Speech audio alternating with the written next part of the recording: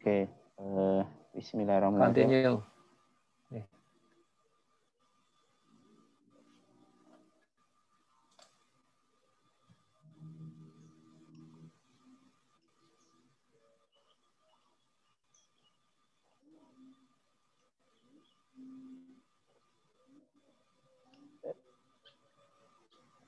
Di apa nah itu review presentation, nah gitu. Oke. Ya, Bismillahirrahmanirrahim. Assalamualaikum warahmatullahi wabarakatuh. Waalaikumsalam.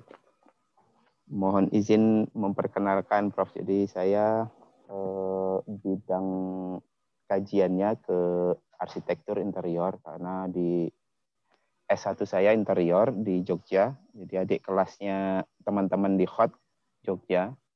Lalu S2 saya di arsitektur UGM. Itu mengambil riset tentang masjid. Nah, lalu pas saya dinas di Telkom dapat rekomendasi tugas belajar di UPM Malaysia. Lalu awalnya sempat ke Islamic Center, tapi karena penelitian-penelitian tentang bangunan masjid dan Islamic Center sudah banyak, sempat akhirnya saya diarahkan ke bangunan pendidikannya. Nah, secara umum penelitian saya itu ini nanti diarahkan sebagai untuk membuat semacam design framework, jadi acuan umum, jadi bukan acuan yang sangat detail, jadi hal-hal yang sifatnya lebih ke substansi dari pondok pesantren modern, jadi kategorinya modern. Untuk RQ yang pertama, kalau di kami di Malaysia itu biasanya nyebutnya dengan RQ atau pertanyaan penelitian, yang saya itu ada 4, Prof. Jadi yang pertama lebih banyak ke literatur review, jadi seperti apa sebenarnya sosok pondok pesantren di Indonesia. Jadi nanti lebih banyak ke kajian sejarah plus nanti observasi ke beberapa pondok pesantren yang kita sebut pondok pesantren tradisionalnya, karena kan kalau sebenarnya kalau secara literatur pondok pesantren itu yang tradisional adalah sesuatu yang di awal di Indonesia yang membuka jalur pendidikan Islam non formal. Lalu nanti dari literatur review ini saya mendapatkan beberapa variabel-variabel yang nanti saya yang akan saya cek untuk RQ2 atau pertanyaan yang kedua ke RQ3, RQ2. Jadi nanti pertanyaan penelitian kedua dan ketiga itu melalui dari literatur review. Nah, yang sekarang sudah saya lakukan itu adalah memverifikasi teori di lapangan. Itu menggunakan peraturan Permen 24 tahun 2017. Itu nanti saya cross check ke Ponpes modern, itu yang RQ2. Tapi kalau di situ masih tertulis RQ1 karena literatur review tidak saya masukkan sebagai RQ. Jadi RQ1 saya itu dari teori tadi sama plus dari regulasi pemerintah itu saya survei di Ponpes modern, lalu nanti didapatkan hasil seperti apa penerapan permen dan ciri khas dari pondok pesantren yang sebelum-sebelumnya yang ada di Indonesia itu ada di pondok pesantren modern.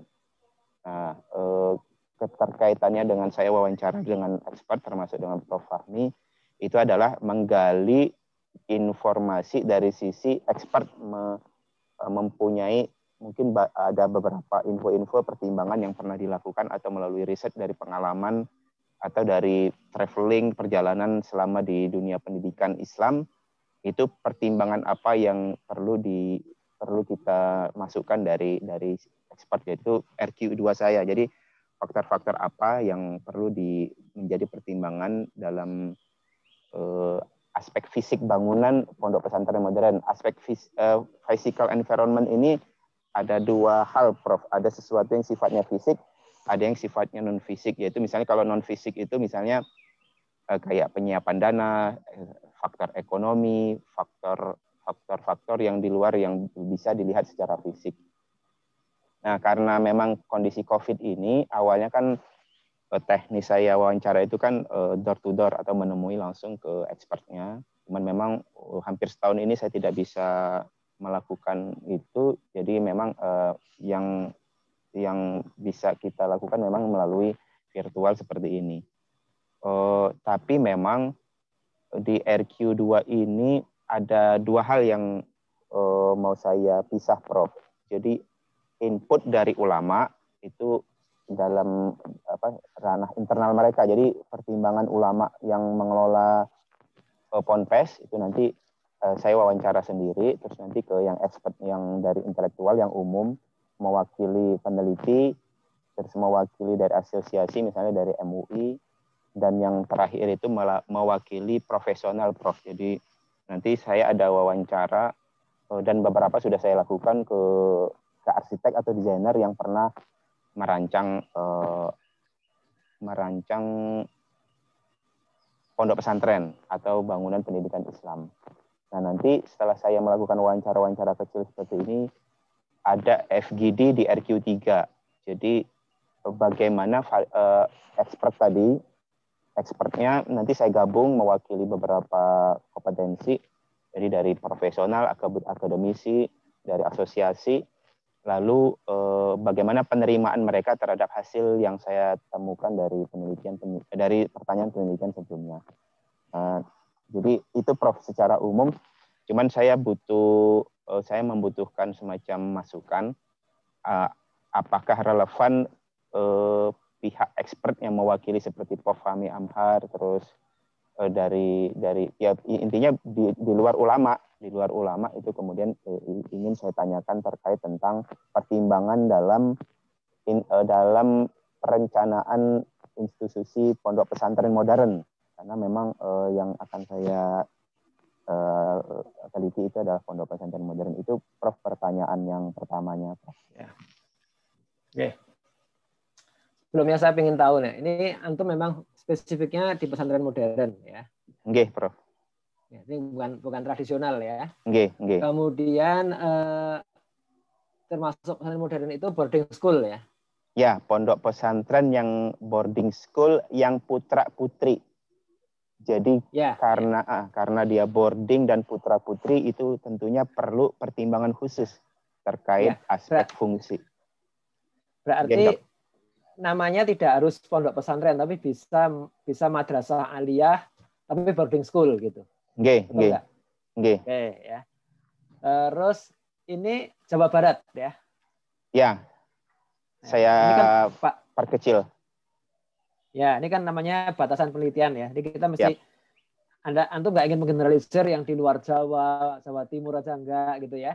Hanya Ponpes, tapi termasuk yang madrasah aliyah ya, dan boarding school ya. Boarding school. SMP, SMA. Ya. Nah, terus ini antum sampelnya mau berapa pesantren ini? Jadi minimal 5, Prof, yang di Jawa Barat. 5 Jawa Barat di kota yang berbeda ya? Ya, di kota yang berbeda. Dengan kategori mereka menerapkan kurikulum umum dan kurikulum pendidikan Islam. Dan secara ini kalau dan secara fisik bangunan mereka mengikuti permen tadi, Prof. Jadi kalau saya sudah lihat ini tidak standar, tidak mengikuti peraturan pemerintah, nah itu saya eliminasi. Saya sendiri peraturan permennya saya belum pernah baca ya. Permen nomor berapa tadi? 24 2017, Prof. 24 2017. Ya. Tapi kalau pesantren atau boarding school yang pernah saya lihat itu lebih dari 10 ya. Saya pernah lihat lebih dari 10 yang di Jawa Barat aja loh. Belum di tempat lain ya. Jadi saya jelaskan satu persatu ya. Yang anak saya pernah ngalami itu langsung tuh 3 ya. Jadi ada pondok pesantren Darul Marhamah ya. Darul Marhamah itu di Cilengsi ya. Cilengsi atau Jonggol lah ya. Dekat Taman Buah Mekarsari itu SMP SMA. Tapi khusus putri itu ya. Darul Marhamah. Anak saya dulu SMP-nya, saya punya 2 anak perempuan tuh, dua-duanya dulu SMP-nya di situ ya, madrasah sanawiyah ya. Itu dia menggabungkan kurikulum umum dan kurikulum agama. Terus anak saya yang pertama itu dia SMA-nya di Insan Cendekia ya. ICM ya, Prof? Serpong. Ya, saya sudah hampir 2 kali dan saya ketemu sama perancangnya. Oke. Ya, Artinya, kenal baik saya. Insan Cendekia itu hanya SMA saja ya. Tapi putra putri ya. Ya. Yang ketiga itu anak saya nomor 3 itu di Insan Tama ya. Insan Tama Bogor tempat teman-teman ya. Itu kan laki perempuan juga, SMP SMA ya, SMP SMA. SD-nya ada tapi SD-nya nggak boarding ya, SD-nya ada ya. Kemudian saya pernah diundang ya ngasih kajian di Al-Kautsar. Al-Kautsar itu Sukabumi ya. Saya juga sudah pernah 1 kali. Juga? Pernah. Oh ya. Nah, Al-Kautsar itu sekarang induknya ke Insan Cendekia dia. Oh ya. Dia belajar dari Insan Cendekia SMA-nya ya. Tapi secara umum bagus lah itu ya. Itu adiknya Pak Habibie itu Bu Ayu Habibie ya. Terus ada juga di dekat Bandung ya, itu Pondok Pesantren Duriat Mulia ya. Dia orientasinya teknologi lah, Pondok Pesantren Teknologi itu ya, Duriat Mulia ya. Itu teman saya yang bukan sahabat sih ya, tapi dia baik lah dengan kita baik. Terus yang pernah saya lihat juga itu Darul Mutakin ya. Darul Mutakin tempat pusat sastra itu di Parung ya. Antum besok nengok pesantrennya pusat sastra atau di rumahnya nih besok? Lihat sikon, Prof. Karena memang saya juga wanti-wanti masalah COVID-nya. Itu makanya saya juga minta izin ke Dr. Ahmad Sastra kalau memang lagi beresiko, sebenarnya virtual seperti ini lebih aman. Ya. Cuman karena saya ingin lihat fisik itu memang harus ke lokasi. Ya. Itu besar juga, itu besar luar biasa Darul Mutakin itu kan.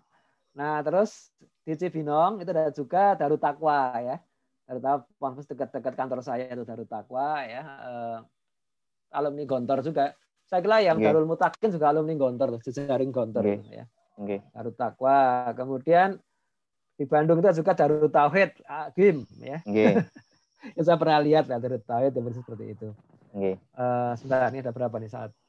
1, 2, 3, 4, 5, 6, 7, 8 ya. Oh, ada Darun Najah itu di Ulu Jami ya di Jakarta, pernah lihat itu Darun Najah.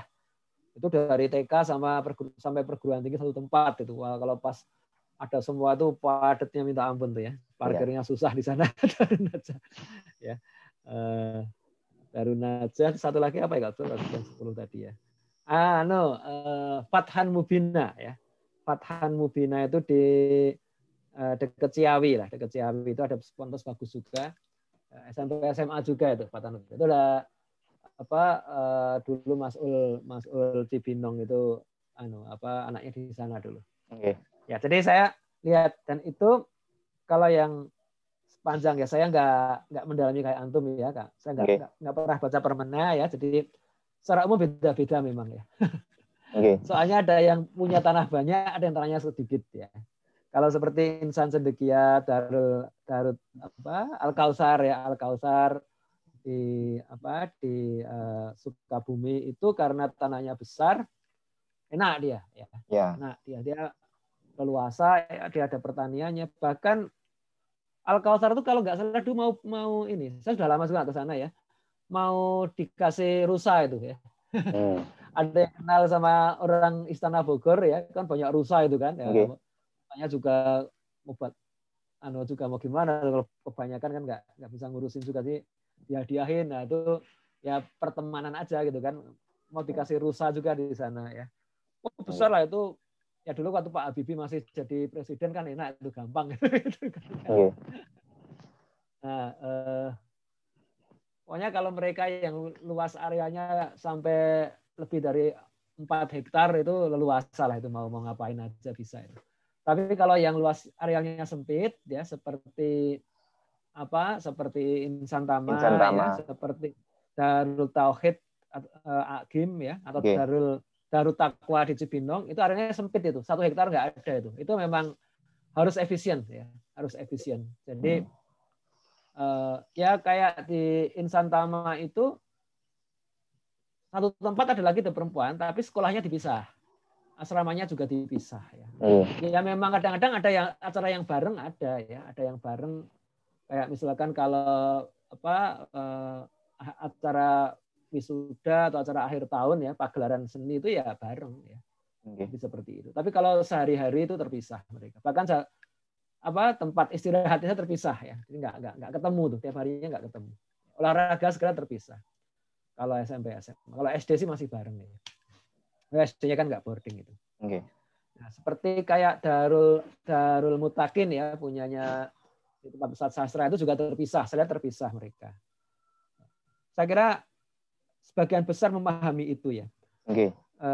Cuma kalau yang di Insan Cendekia itu kelasnya nggak terpisah, kelasnya campur itu.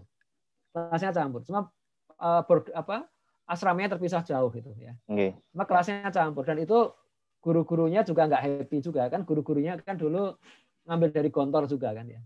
Guru-gurunya paham sampai cuma itu sudah kebijakan dari Kementerian Agama ya. Kan sekarang di bawah Kementerian Agama. Jadi mereka nggak boleh ya. Karena Kementerian Agama kan paradigmanya sekarang agak-agak liberal gitu ya. Gender lah yang jadi nggak bisa dipisah. Tetapi kalau yang swasta ini kan yang dari semua ini yang negeri yang cuma yang Insan Cendekia itu kan. Yang lainnya kan swasta. Jadi yang swasta itu dia bisa mempertahankan prinsip mereka ya. Tuh, seperti itu pada umumnya. Okay. Nah, jadi pembatasan itu saya kira memang areal itu ya, areal. Ya memang kalau di Insan Cendekia itu kalau mau dipisah juga sangat bisa. Dia 5 hektar punya lapangan bola segala itu kok ya. Okay. Insan Cendekia itu besar sekali ya. Sampai punya kolam renang. Kolam renang saya belum lihat saya. Kolam renangnya belum lihat. Kolam renang itu yang ke arah belakang lagi, Prof. Iya. Dekat sungai. Mungkin yang mungkin dulu pas saya terakhir ke sana belum dibangun ya. Okay. Karena anak saya sekolah di sana sudah 10 tahun yang lalu. Oh iya. Lama. Saya 2 tahun yang lalu, Prof, terakhir ke sana.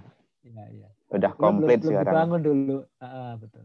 Dulu belum dibangun. Jadi anak saya itu lulus tahun 2012 ya. 2012. Okay. Jadi udah lama saya ke sana. Nah, dan kayaknya setelah anak saya lulus saya belum pernah ke sana lagi.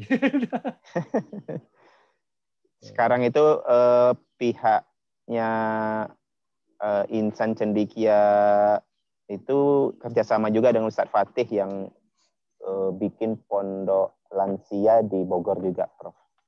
Oh gitu ya. Fatih Karim ya? Iya, Fatih Karim. Oke. Ya kalau dengan Fatih Karim memang sudah lama sih mereka. Jadi artinya dulu waktu saya masih suka ke sana itu Fatih Karim sudah punya akses di sana dulu ya. Okay. Dengan cinta Quran, dengan itu maksudnya sudah ada akses ke sana. Okay. Lama juga ya Fatih Karim ya. 10 tahun lebih itu. Berarti. Ya. Nah, jadi kalau yang Darul Marhamah itu perempuan semua nggak ada masalah itu ya. Putri semua di sana soalnya kan. Hanya memang dulu waktu anak saya masih sekolah di sana ya, itu memang mereka cukup idealis ya. Artinya bayarnya juga masih murah ya dulu ya, masih murah. Jadi terlihat kalau pas saya nengok, kebetulan sudah ada mobil waktu itu nyari parkir itu gampang lah. Karena yang nengok bawa mobil itu sedikit sekali lah ya. Cuma nggak sampai 10 mobil lah ya. Tempat parkirnya itu kalau 30 mobil cukup lah ya. Lapangan. Nah, cuma belakangan ya setelah saya lulus itu kebetulan ada ponakan saya tuh yang sekolah di sana. Saya pernah iseng-iseng nengok gitu. Itu sudah nggak bisa masuk ya. Dalam itu parkir penuh sesak ya, sampai orang parkir di luar di pinggir jalan gitu. Jadi rupanya waktu itu si pendiri ya, Umi siapa namanya, ibu-ibu itu udah tua memang ya, itu sudah wafat. Nah, yang kemudian meneruskan itu agak lebih progresif ya, dalam arti ya dibukalah lebih gampang dengan dengan menaikkan sumbangan gitu ya. Okay. Jadi sumbangannya lebih mahal ya. Akibatnya terus yang masuk itu sekarang relatif berju lah gitu ya. Menengah ke atas. Gitu. Menengah ke atas. Kalau dulu itu menengah aja lah, enggak. Ya ke atas ada tapi memang harus dites tuh harus lulus lah gitu. Artinya ibadah sehari itu sudah enggak masalah gitu kan ya. Baca Quran udah bisa lah. Nah, sekarang itu kadang-kadang ya baca Quran belum bisa gitu kan, dan orang tuanya itu lebih inilah ya, memang jadi bagus sekarang, bagus banget. Jadi asramanya itu dulu cuma 1 lantai, sekarang 2 lantai, ber-AC sekarang. Zaman anak saya dulu belum ada AC-nya. Okay. Belum ada AC-nya dan masih ini kadang-kadang ya masih beberapa itu sudah agak jelek lah ya kualitasnya, itu sudah lama. Sekarang bagus banget sekarang. Tapi ya itu jadi sekarang kalau pas hari boleh nengok itu penuh sesak lah itu, sampai di pinggir jalan itu banyak mobil parkir. Jadi itu yang kelihatan. Padahal anak saya itu 2 itu total 6 tahun di sana kan, karena nggak beririsan loh.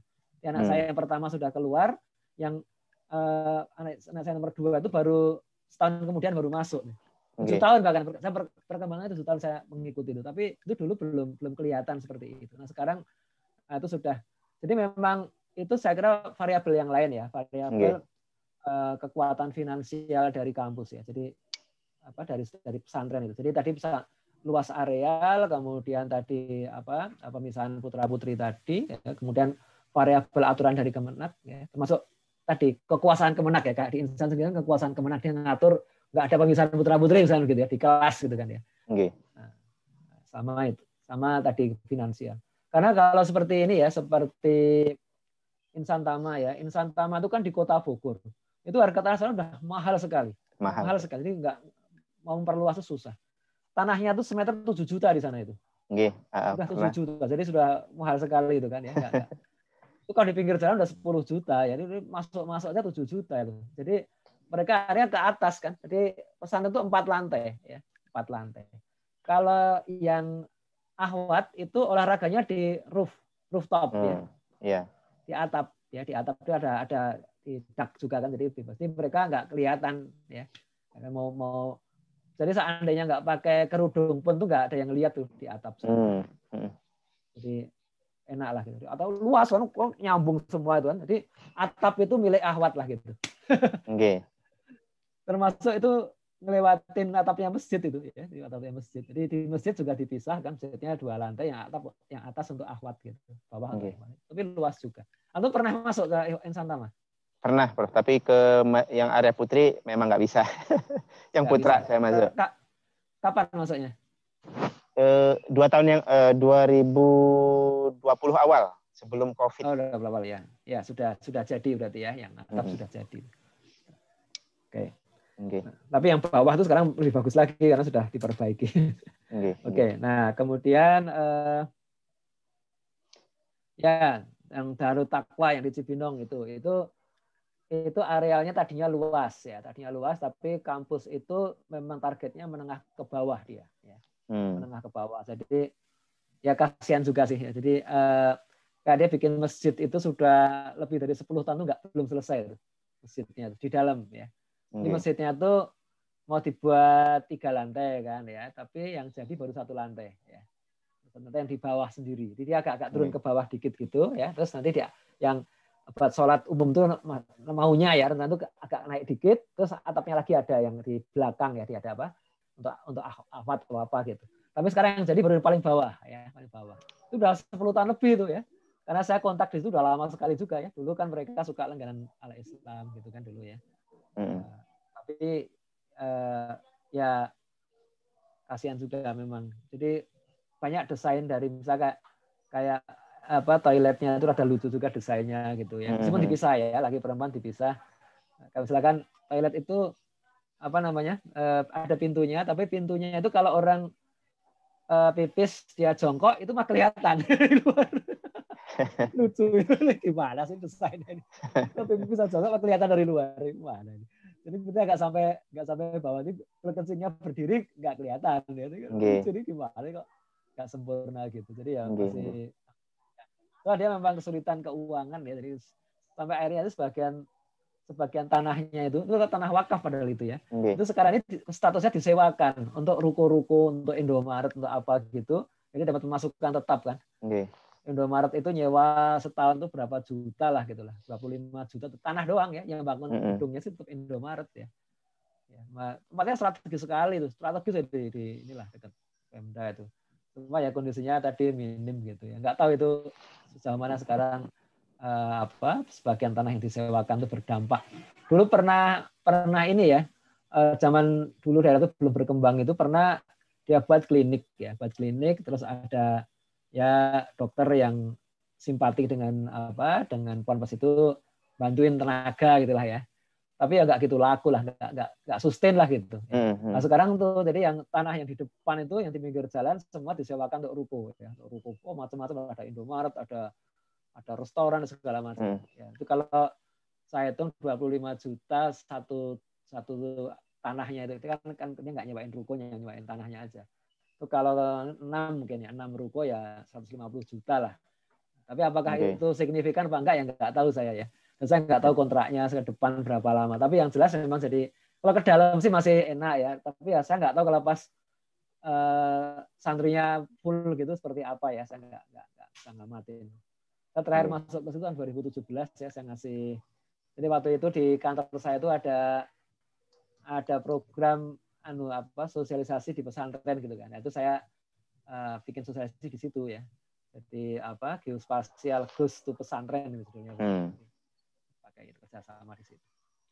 Ya, tapi secara umum memang tampak kelihatan dari ya santri itu kalau backgroundnya orang yang menengah ke atas dengan menengah ke bawah itu beda. Wajah itu beda itu. Kalau menengah ke bawah itu agak tawaduk itu. Kalau menengah ke atas itu agak cuma kalau ada pertanyaan saya tanya itu kalau menengah ke atas tuh nanyanya aneh-aneh lah, nanya aneh-aneh, norak-norak gitu kan. Ke menengah ke bawah tuh tidak berani bertanya ya. Menunduk gitu. Jadi seperti itu ya. Jadi ya. Nah, cuma kalau segi ruang itu memang di Darut Taqwa itu jadi saya kira terlalu padat juga ya. Dia enggak leluasa lah. Nah, kalau dulu ketika di sekitarnya itu sampingnya pondok itu sekarang ada Cibinong City Mall ya. Mall besar ya. Dulu sebelahnya itu dulu kebun singkong dulu ya, sebelum dari City Mall itu. Jadi anak-anak itu ketika free time gitu ya paling jalan-jalan ke kebonan gitu nyari daun singkong apa dengan izin orang yang mengelolanya barangkali ya. Tapi sekarang kan kalau main-main ya main ke mall sekarang ya. Sampingnya persis itu. Gede, mall terbesar di Cibinong itu gede banget.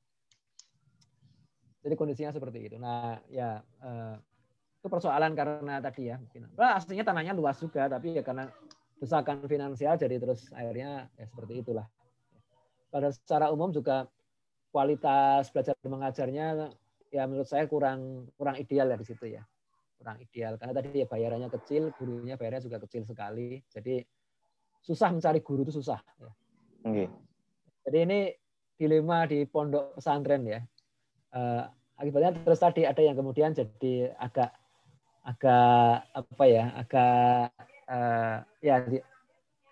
mahal jadinya kan, kalau mau maju ya agak mahal gitu ya. Kayak tadi Darul Marhamah ya, insan tamatnya mahal sekarang. Iya mahal. Kalau insan cendekia kan gratis karena disubsidi pemerintah ya. Cuma terus karena pemerintah merasa mensubsidi, terus kalau pemerintahnya dipegang orang liberal jadi liberal juga ya. Itu repotnya tuh insan cendekia itu ya, masalahnya di situ. Nah, kalau yang tadi yang Darut Tauhid itu dulu ketika Agim masih di era kejayaannya ya. Saya dulu ke sana itu tahun berapa? Udah lama sekali ya, 2005 barangkali ya. 2005 saya main ke sana ya. Itu Agim masih di masa kejayaan itu memang super lah, itu bagus lah. Jadi dia menghidupi pondok dengan aneka bisnis yang dikelola pondok semua. Ya. Kalau tadi kan yang di Darut Taqwa itu kan tanahnya luas, tapi yang mengelola orang lain kan, ya Indomaret atau apalah, bukan orang pondok lah, nggak ada orang pondok, nggak ada itu. Nah kalau Darut Tauhidnya Agim itu tanahnya luas, yang mengelola orang pondok ya. Dan Agim kan punya banyak bisnis juga, dia ada properti, ada retail ya, ada laundry, ada dulu masih ada travel juga ya. Kan 20-an kalau nggak salah dulu bisnisnya itu support untuk pondok, dan banyak orang tuh percaya dengan Agim sehingga ketika dia bikin perumahan ya real estate itu begitu launching itu nggak sampai 3 hari udah habis itu. Sekian ratus rumah 3 hari habis. Jadi dia sustain itu. Tapi begitu Agim poligami kan terus jatuh itu kan ya. Bisnisnya banyak jatuh juga ya. Banyak jatuh juga. Jadi wah itu jadi saya nggak tahu itu. Jadi memang banyak yang kemudian beredar. Jadi saya kan ngikutin sih di media ya, itu tadinya kan ada food court ya di areal pondok itu, di mana orang-orang kampung itu pada jualan di situ lah ya. Tapi rapi banget lah, rapi nggak kayak di tempat lain, rapi Islami lah gitu kan. Kalau pas waktunya sholat juga ya, pada tutup dulu ke masjid dulu gitu kan.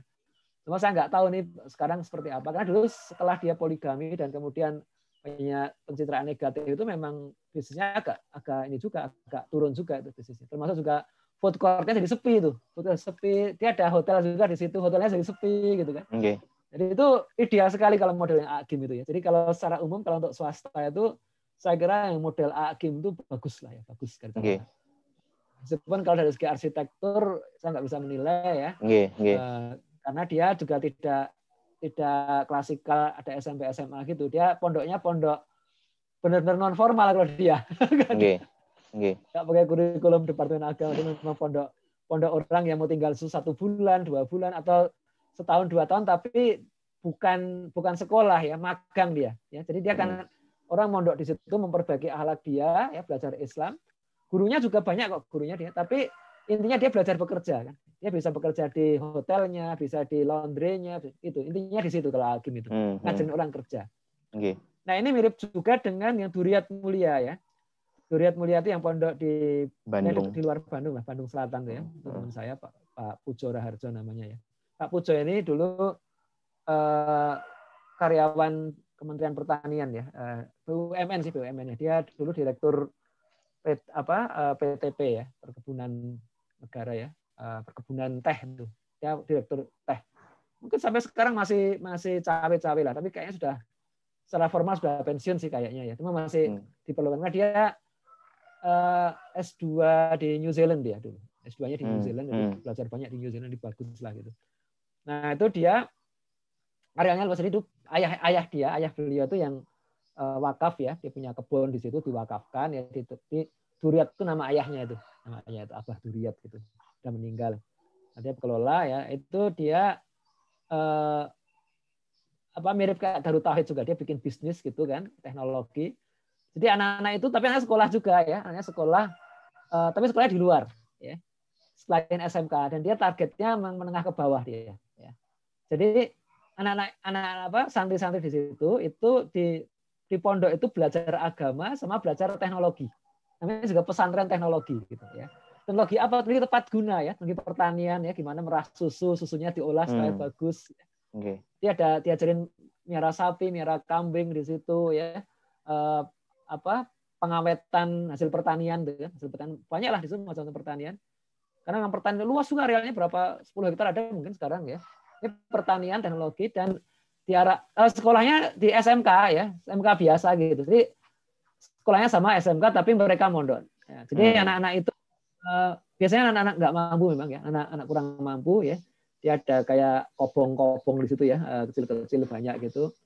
Laki perempuan dipisah juga ya. Saya nggak tahu itu dari SD ada apa enggak ya, saya nggak tahu. Kayaknya sih kalau SMP SMA pasti ada itu. Nah, terus mereka juga yang sudah selesai pendidikannya itu wajib kerja di situ setahun lah gitu. Jadi ada kader gitu loh ya. Ngajarin adik-adiknya sama ngurusin itu bisnisnya. Jadi bergulir gitu. Ya jualan air kemasan, jualan susu, jualan teh ya, macam-macam kayak gitu. Jadi itu Mas yang bisa pengalaman saya tentang yang pernah saya lihat sendiri ya. Sebuah pesantren yang saya tahu. Ada juga satu tapi namanya lupa saya di Sukabumi itu saya pernah ngisi juga di sana. Namanya lupa saya di dekat Salabintana itu ya, di atasnya Salabintana itu ada pesantren dulu punyanya grup Humpus dulu ya. Punyanya Mas Tommy. Asbab juga yang ngurus sebenarnya, nggak tahu sekarang masih pada kerja di sana apa enggak ya. Di Salabintana itu namanya apa, lupa saya namanya. Gratis juga sih di situ dulu ya, gratis karena dulu di support grup Humpus ya. Tapi nggak tahu sekarang grup Humpus seperti apa ya, masih dikasih beasiswa apa enggak ya. Cuma saya nggak bisa cerita banyak lah karena saya nggak, namanya sudah lupa saya namanya apa itu. Dulu pernah ngisi di sana. Oke, ada lagi nggak yang ingin ditanyakan? Ya, alhamdulillah sebenarnya sudah lebih dari apa yang diharapkan karena saya baru tahu, memang saya juga kaget justru banyak orang orang non apa maksudnya bukan pengurus pondok itu juga bisa sedikit banyak mengetahui tentang problem-problem atau pertimbangan-pertimbangan yang sifatnya non internal lah, karena kan problem internal itu kan seharusnya bisa dipecahkan oleh pihak pondok, begitu Prof. Walaupun imbas sebenarnya saya melihat kadang imbas dari problem internal mereka karena mereka tidak mempertimbangkan aspek-aspek tadi yang salah satunya banyak diceritakan oleh Prof. Fahmi gitu. Nah, izin sedikit menyimpulkan Prof. Saya kan di RQ2 di pertanyaan kedua kan banyak menggali di lapangan, dan itu kebanyakan memang problem-problem yang sifatnya internal. Nah, yang sekarang saya sedang lakukan dengan beberapa expert, ya termasuk dengan Prof. Fahmi Amar dan beberapa nanti rekan yang lain, itu memang menggali yang dia ada pertimbangan-pertimbangan tertentu yang dari kacamata sudut pandang yang lain. Jadi dari yang ini mau saya tukar bukan dari ulama tapi dari istilahnya non orang internal. Awalnya saya mau menggali dari pihak internal, tapi ya sudah ketemu sebenarnya jawaban-jawaban itu. Demikian Prof untuk pengantar pilot test sebenarnya Prof. Jadi saya di sini saya ke pilot test yang memang tidak terstruktur dengan baik. Jadi nanti harapannya pada saat saya melakukan validasi hasil temuan di atas itu ada di punten saya ganti pointernya. Jadi pada saat nanti terakhir saya nanti mengumpulkan dalam bentuk FGD. Nah, nanti di FGD ini mewakili semua pihak yang berkompetensi untuk kita diskusikan bareng-bareng dari hasil yang sudah saya temukan. Demikian. Oh ya, satu lagi sedikit ya. Jadi dulu ketika Insan Tama itu belum jadi ya, belum ketika sekarang ya. Kalau sekarang kan yang Ahwat juga asramanya sudah jadi dan bisa ke rooftop dan sebagainya ya. Waktu itu anak saya waktu masa SMA ya, itu sudah 8 tahun yang lalu. Tadinya kan saya pikir dia bisa masuk Insan Tama atau mau masuk Insan Tama gitu. Akhirnya survei ke sana, ngelihat-lihat kan sama ibunya dan masa perempuan ya. Ada yang menyimpulkan nggak jadi. Alasannya bukan apa, tapi alasannya adalah karena waktu itu yang asrama perempuan tuh masih sangat kumuh lah ya gitu. Karena supaya nggak kelihatan dari luar sehingga ditutup, sehingga masuk itu langsung bau anduk basah, itu terasa banget gitu. Jadi itu nggak jadi lah seperti ini ya. Kita sekarang mungkin dapat matahari lebih baik ya, sih enggak. Itu juga saya kira pengaruh juga masalah seperti itu ya. Artinya dulu waktu anak saya di SMP itu ya di Darul Marhamah itu bahkan rutin itu ada anak itu kutuan ya, kena kutu rambut itu ya. Jadi ya Allah, ini karena kondisinya memang masih minim ya. Kalau sekarang mungkin sudah enggak karena sudah lebih bagus ya, tapi lebih mahal jadinya kan. Jadi waktu itu sampai rutin itu dari pondok itu mengasih obat itu buat ini ya, buat bersihin rambut. Semua serentak terus yang bed-bednya itu disemprot gitu kan, difogging gitu. Itu menghilangkan kutu, karena memang itu saya kira di pondok-pondok yang lebih tradisional itu lebih parah lagi ya. Mereka nggak cuma kutuan tapi juga ini gatal-gatal itu loh. Itu bukan karena kamar mandinya atau airnya itu nggak sehat itu. Ya. Pondok pesantren itu kan banyak yang anak tuh mandi di kolam besar gitu, nyemplung gitu mandinya. bukan kamar mandi biasa gitu, itu kacau itu ya. Tapi kalau pondok-pondok yang saya ceritakan tadi sih nggak ada yang nggak gitu. Kalau yang tradisional juga di Jawa Barat itu masih banyak yang kayak gitu. Di Bogor itu ada Pondok Sidogiri ya, Pangeran Sidogiri itu udah Sidogiri salah. Bukan Sidogiri, Mas Jawa Timur. Asogiri ya. Pondok Asogiri. Asogiri itu dulu nama pangeran zaman dulu lah ya, Pangeran Asogiri yang mengislamkan Jawa Barat gitu. Nah, itu masih tradisional sekali itu. Jadi ya memang untuk kalangan bawah itu kan. Menengah aja mungkin udah males kalau lihat pondoknya kayak gitu. Tapi kalau bawah ya tidak beda jauh dengan rumahnya. Jadi memang kalangan pondok itu ada segmennya masing-masing ya. Kalau meskipun dia kumuh kok masih banyak, berarti kalangan bawah yang ke situ tuh memang ya ini nggak beda jauh dengan rumah kita lah. Kita juga di rumah mandinya di sungai biasa aja. Ya. Jadi yang penting berkahnya kiainya gitu kan, berkahnya ajengannya itu kan yang penting gitu. Jadi itu macam-macam ya. Saya kira kalau di Bogor itu pondok itu ada banyak sekali ya. Secara umum dapat dibagi 3 sih ya. Secara umum yang model tradisional, model modern. Satu lagi yang belum kita sebut itu adalah yang model homeschooling, tapi pondok ya. Itu nggak masuk bagian dari bahasan antum ya. Jadi teman-teman kita ya, Sabab itu ada yang bikin pondok homeschooling. Judulnya homeschooling dia, HSG. Tapi konsepnya pondok ya.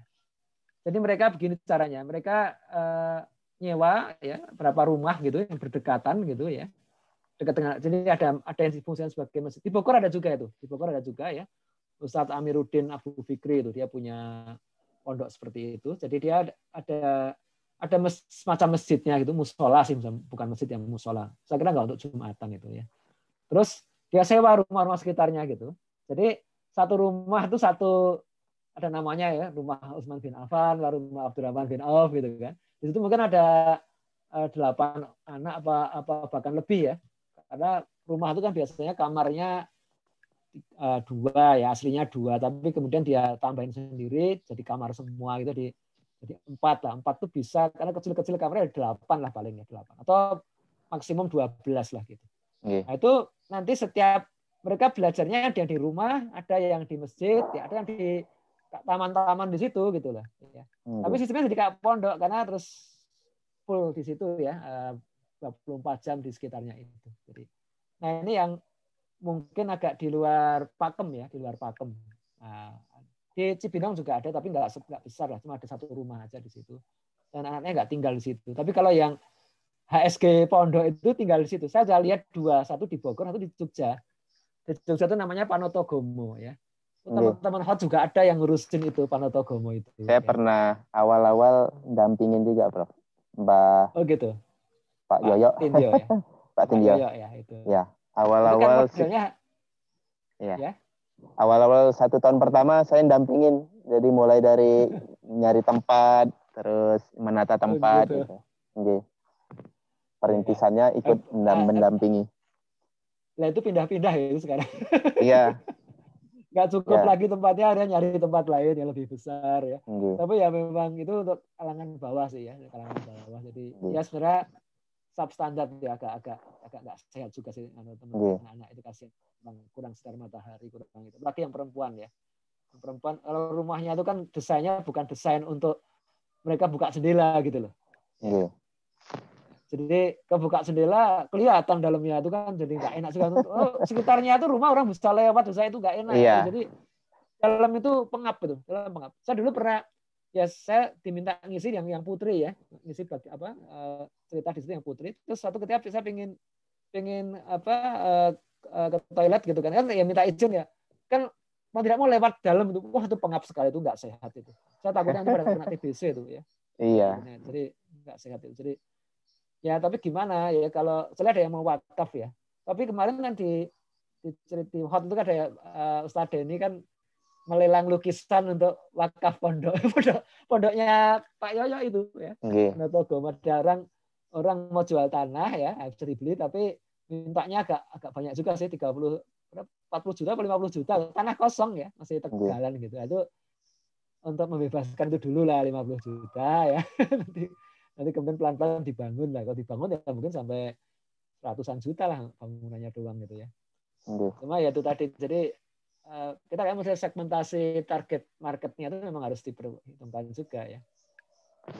Ya memang kalau dari segi arsitektur parameternya jadi banyak nih ya Mas ya.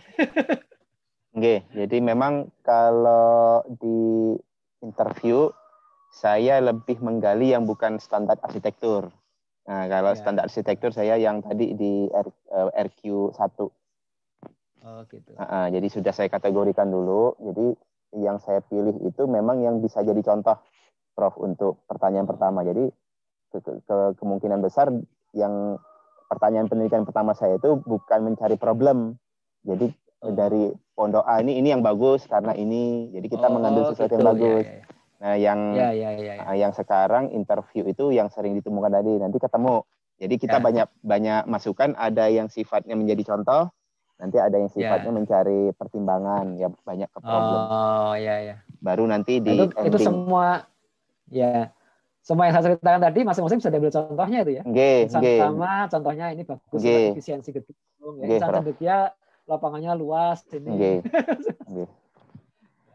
Demikian Prof atas waktu dan kesempatannya. Terima kasih banyak Prof. Mohon doanya biar studi saya sukses ya. Lancar, amin insyaallah. Dan yang terberat ini setahun terakhir bolak-balik ke Malaysia atau online juga nih untuk? Online Prof, karena di sana lebih ketat dari kita kan. Kalau udah lockdown, pasti yang disebut lockdown itu lockdown murni. Keluar ditangkap. Kalau di sini lockdownnya lockdown formalitas. Lockdown pura-pura. Yang terakhir ke sana kapan itu? Maret 2020. Oh, ini sebelum lockdown. Sebelum lockdown, ya? Kalau di sana kalau sudah lockdown, tentara Prof yang turun tangan. Jadi jalan-jalan utama itu benar-benar diblok, nggak bisa kemana-mana itu. Nah, antum kamarnya di sana gimana tuh nasibnya itu?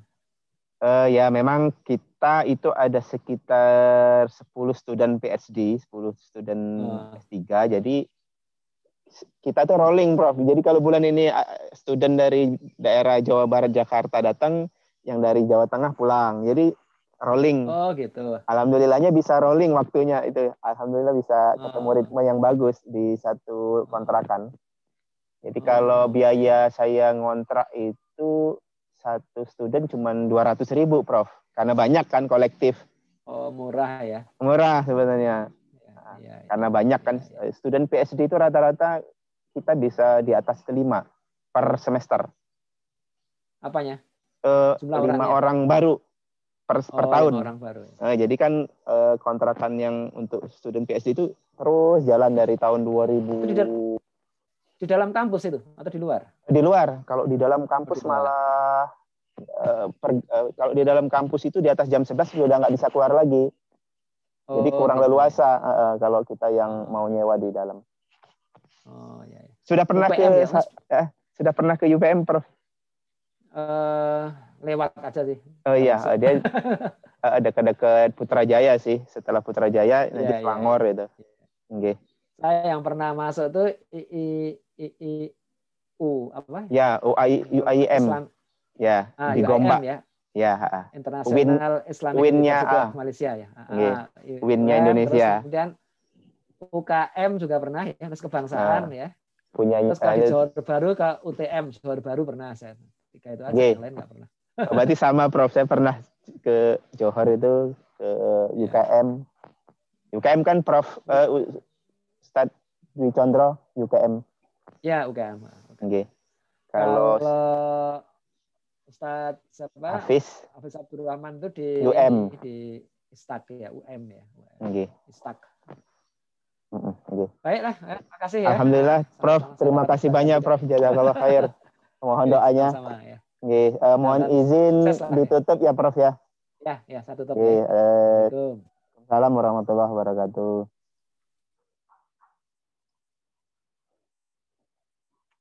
Sudah.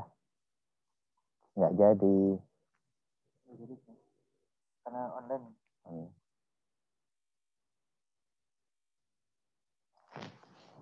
Di pos atau